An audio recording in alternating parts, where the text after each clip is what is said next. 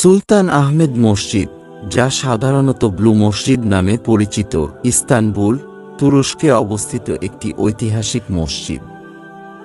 এটি উসমানীয় সম্রাট সুলতান আহমেদ প্রথমের নির্দেশে ১৬০৯ থেকে ১৬১৬ সালের মধ্যে নির্মিত হয়েছিল।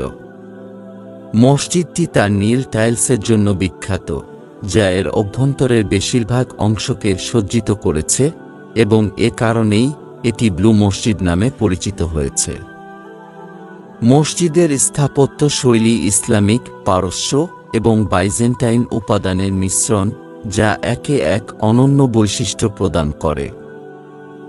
ব্লু মসজিদের প্রধান আকর্ষণ হল এর বিশাল গম্বুজ, যার উচ্চতা প্রায় ৪৩ মিটার এবং ব্যাস ২৩.৫ মিটার। মসজিদটির ৬টি মিনার রয়েছে, যা তৎকালীন সময়ের অন্য কোনো মসজিদের চেয়ে বেশি ছিল। এই কারণে এটি নির্মাণের সময় কিছু বিতর্কের সৃষ্টি হয়েছিল, কারণ এটি মক্কার পবিত্র হারাম মসজিদের সমান উচ্চতা ধারণ করত।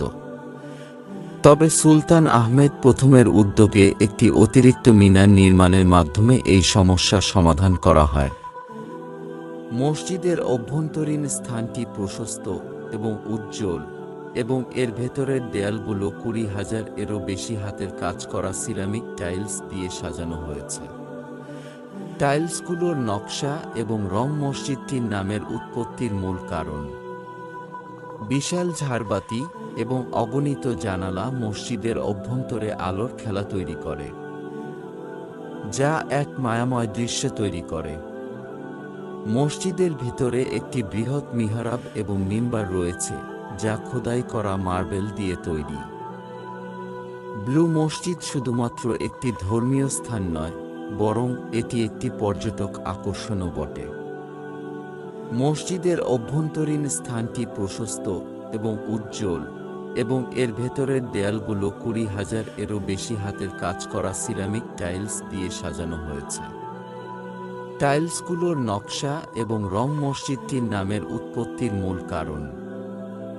বিশাল ঝাড়বাতি এবং অগণিত জানালা মসজিদের অভ্যন্তরে আলোর খেলা তৈরি করে, যা এক মায়াময় দৃশ্য তৈরি করে। মসজিদের ভিতরে একটি বৃহৎ মিহরাব এবং মিম্বার রয়েছে, যা খোদাই করা মার্বেল দিয়ে তৈরি। ব্লু মসজিদ শুধুমাত্র একটি ধর্মীয় স্থান নয়, বরং এটি একটি পর্যটক আকর্ষণও বটে।